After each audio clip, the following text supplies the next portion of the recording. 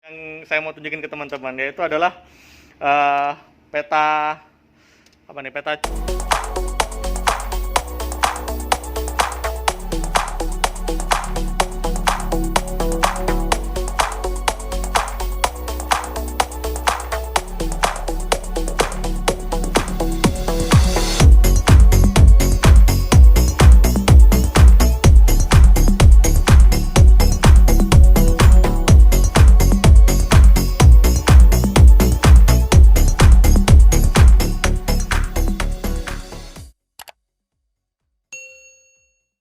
Halo, assalamualaikum warahmatullahi wabarakatuh. Kembali lagi di channel saya, Kapten Aki Pradias.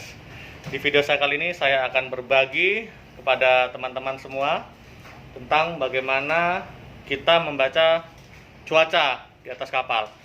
Kali ini saya sedang berada di anjungan kapal CTV Fortune yang kebetulan sandar di Semarang, dan saya ditemani oleh Nakoda Kapten Persobi Waldemar. Yes, Ya. Jadi beliau nanti akan sharing dengan kita. Mudah-mudahan lebih bermanfaat lagi. Ikuti terus video saya.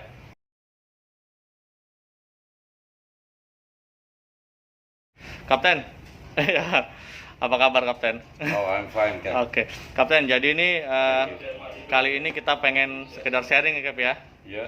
tentang cuaca. Bagaimana kita membaca cuaca di atas kapal. Jenis-jenisnya seperti apa aja, Kapten? Oh. Karena banyak yang penasaran nih teman-teman nih tentang cuaca ini kan. Siap, Cap. Oke. Ada season winds and monsoons. Jadi ini bisa ditemukan di Admiralty The Mariner's Handbook NP 100 100. Oke. 11 edition 2016. Kemudian kita buka di sini ada angin. Jadi di sini untuk South China Sea northeast, artinya angin datang dari northeast. Ini intensnya Januari, Februari, Maret, April mulai melemah.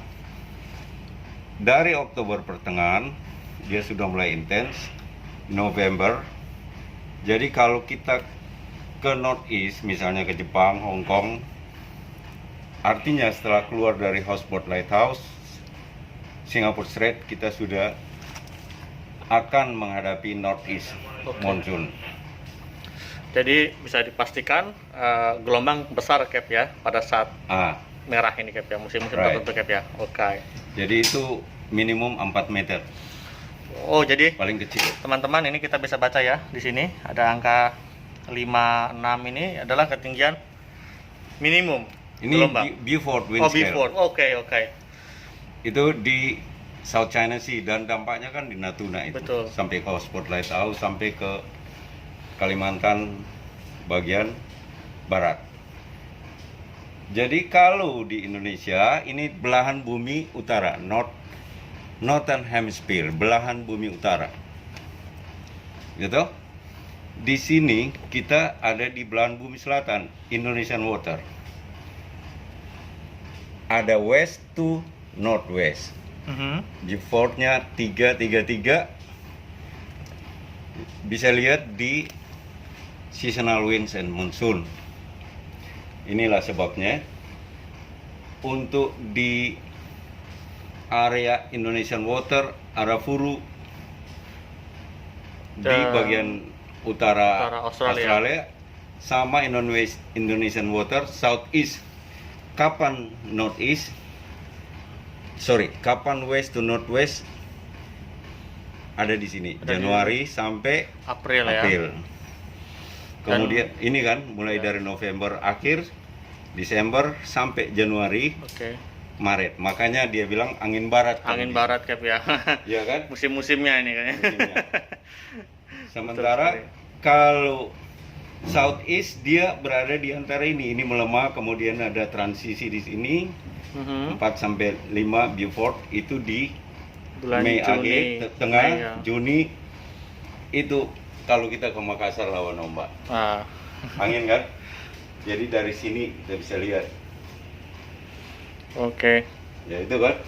Sementara kenapa di Indonesia tidak ada typhoon? Nah, ini bisa lihat di sini. ekuator. Dia lahir mulai dari low pressure. Massa yang berkumpul pada suatu tempat dataran rendah, pada saat padat dia akan keluar. Keluar gravitasi, sesuai gravitasi bumi. Namun karena bumi berputar pada porosnya, terjadi penyimpangan. Oke. Penyimpangan itu kalau di belahan bumi utara anti clockwise. Jadi pusaran dia seperti ini. Sementara di belahan bumi selatan clockwise. Jadi dia lahir dengan low pressure dulu, kemudian meningkat jadi tropical depression, setelah itu tropical storm disertai dengan nama. Ini gejala lahirnya typhoon. Typhoon ya. Tropical storm, kemudian Seaforth tropical storm, kemudian typhoon. Typhoon bisa ke super typhoon atau hurricane. Kalau di Amerika Pasifik sana jadi tornado. Wow. Jadi Luar biasa. Dan ini informasinya ada di Mariner's Handbook. Ya. Jadi ini adalah buku pegangannya para pelaut nih Cap ya. Ya, jadi banyak sekali. Banyak sekali informasi yang kita dapatkan di buku ini teman-teman. The Mariner Handbook ini. Correct.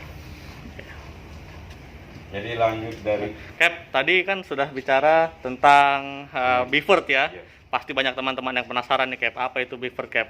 Semua itu kan ada angkanya Cap ya. Ada 3, 5 sampai seterusnya. Nah, sekarang gimana nih Cap? Jadi mengenai angin ini ditemukan oleh Beaver. Sir Beaufort. Sir Beaufort ini yang memperkenalkan tentang skala angin gitu. Kalau 0 kalem, 1 sampai 3 knot itu light air. 2, 4 sampai 6 knot light breeze. Ini skalanya ya, 3. Jadi kalau di logbook tulis 3, Berarti itu bukan kecepatannya. berarti. Bukan, ini skalanya. Skala Beaufort. Tapi velocity knots-nya 7 sampai 10. Nah, ini dia. Gentle breeze. Kalau Beaufort dia tulis 4 di logbook, 4 berarti 11 sampai 15 knot. Moderate breeze. 5, 16 sampai 20 knot freeze breeze. Ada semua di sini. Jadi Oke. supaya ini nuntun perwira supaya kalau dia lihat di Wind ini speed ya. sana ya. Lihatnya di sini nih teman-teman nih. Itulah, Cap. Jadi hari ini betul-betul kita mendapatkan ilmu yang baru nih teman-teman, ya kan? Kita sudah bicara tadi masalah angin, kemudian buat yang teman-teman penasaran dengan skala Beaufort, teman-teman bisa lihat di sini. Right. Jadi kalau angin sudah di atas 65 artinya hurricane teman-teman ya. Right. Itu udah badai, itu udah nggak karu-karuan Cap. Nah, ada satu lagi nih Cap yang saya mau tunjukin ke teman-teman, yaitu adalah peta apa nih, peta cuaca Cap ya. Ya, Routing chart. Ya ini teman-teman ya. Jadi di sini tuh kita bisa memprediksi arus angin Di sini di ada jarak juga. seluruh dunia ini. Nah, seluruh dunia. Jadi kita mempermudah untuk bernavigasi dengan peta yang mempunyai skala berapa nih Cap? 1:20 juta. Nah, ini Ya. dia. Jadi kita karena di Indonesia juga Australia, Sampai sebagian Afrika ini Captain. South Atlantic Ya. sana. Jadi di sini ada jarak ya.